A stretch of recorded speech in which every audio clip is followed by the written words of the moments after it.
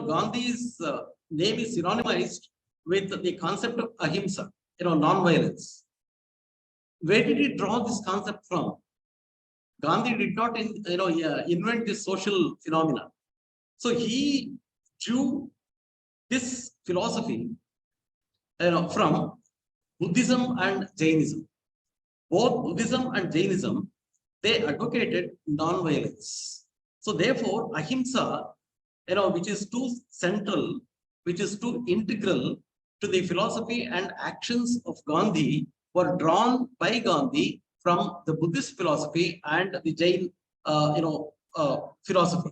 So if we don't understand the Jaina and Buddhist influences on Gandhi, perhaps we cannot appreciate why Gandhi picked up this tool of ahimsa, or a philosophy of ahimsa. And another important influence on Gandhi was the philosophy of Advaita. We have this philosophical schools in Indian philosophical history, that Advaita of Shankaracharya is one of the very important philosophies which shaped certain history of certain period in India. And definitely Gandhi was influenced by this Advaita. Advaita means Eka. There is nothing like duality there. There is no scope for duality in Advaita philosophy. Advaita, me and the spirit are the one and the same.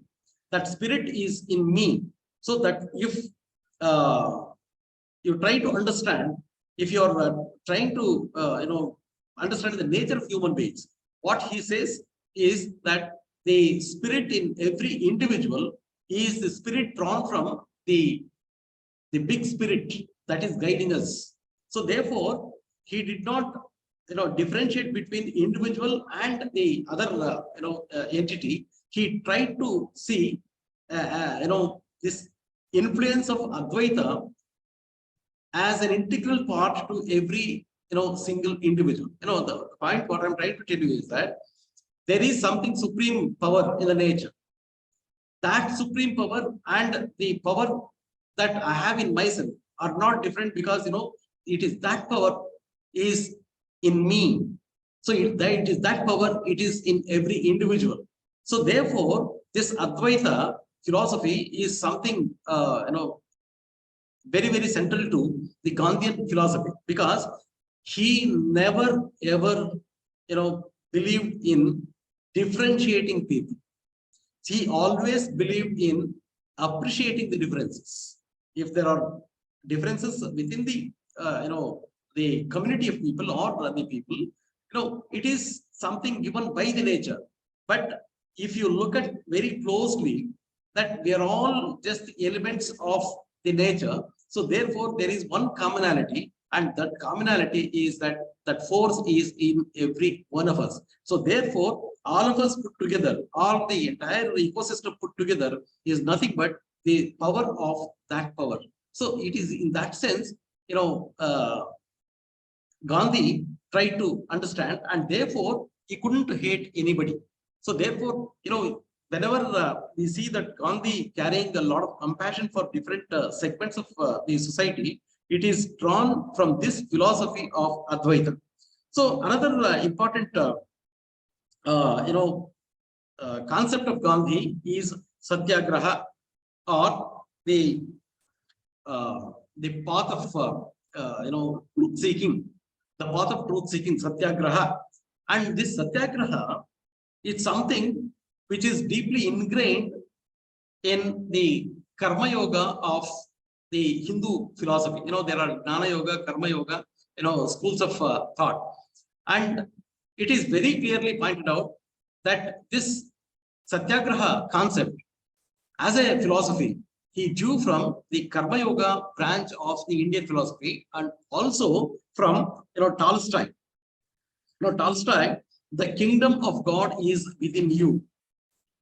It's a very important work of Tolstoy, which deeply influenced Gandhi. So therefore, to understand the Gandhian philosophy, to understand the Gandhian mode of politics, we need to understand how this concept of Satyagraha was drawn from the Karma Yoga branch of the Hindu philosophy, and also from the kingdom of God is within you by Tolstoy.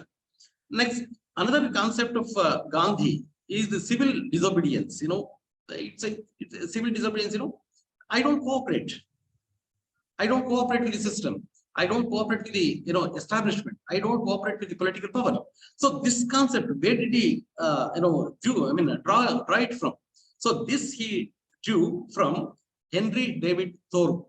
So Thoreau was a very deep influence on Gandhi and entire political discourse surrounding the civil disobedience that Gandhi carried out all his lifetime was drawn from this philosopher called Thoreau.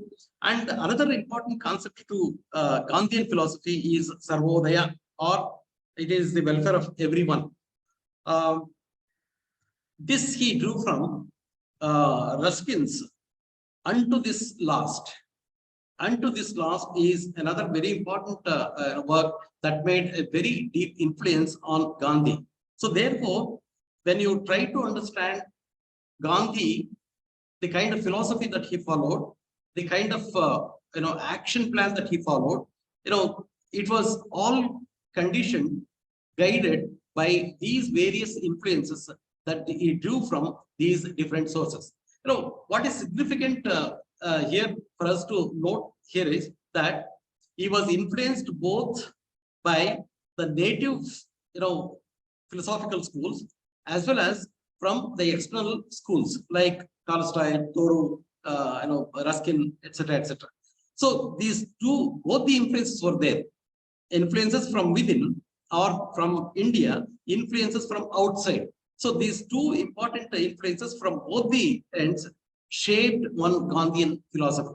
So therefore, unless we understand the base on which Gandhi shaped his philosophy, then probably wouldn't be able to appreciate his philosophy. I would only suggest you that to understand Gandhi, you need to go through some of these sources. Only then you will be able to understand Gandhi. Nowadays what's happening? Gandhi is not properly. There is a feeling that Gandhi is not properly understood by the younger generations. Every generation, every new generation perhaps, is not understanding or has not understood Gandhi the way he is meant to be understood. Gandhi is taken as a synonym for certain negative traits. If someone is very passive, he is a Gandhi. If someone is very silent, he is a Gandhi, he doesn't talk. So that way, a snail kind of a attitude is developed towards Gandhi. But please understand, now you are in the making of your academic career. You are at the beginning of making your academic career. That Gandhi shaped India for certain decades. That you cannot undermine. History can never forget that, and the history, in that sense, will be having lots of space for Gandhi. So the important issue is that Gandhi, there are schools to hate him, there are schools to appreciate him. People thought that Gandhian era is over, but Gandhi is living through people in different fashions.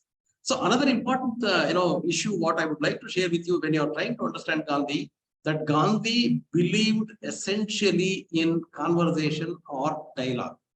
So most people who make these movements, most of the leaders, they don't have this sense of conversation. That means they would think that they know everything, and the others are only meant to be followers, only to follow him, follow his philosophy.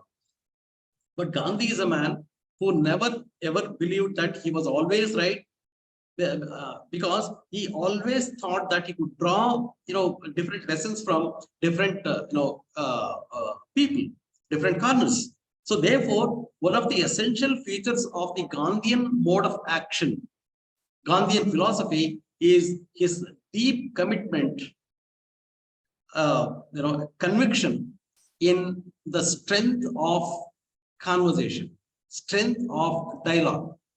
You can see, if a person is not opening up, the moment a person is not opening up and speaking and conversing and engaging with people, you can be rest assured that there is some kind of a violence bound to happen. So there is generally a considered opinion that if conversation is stopped, if there is no conversation continuing, then violence is bound to happen. So you can see that in the mode of action by the revolutionaries, in the mode of action by the extremists, because they never believed in having a conversation with the other segments. But Gandhi, in that sense, is totally different because he believed in that. Now, there are certain important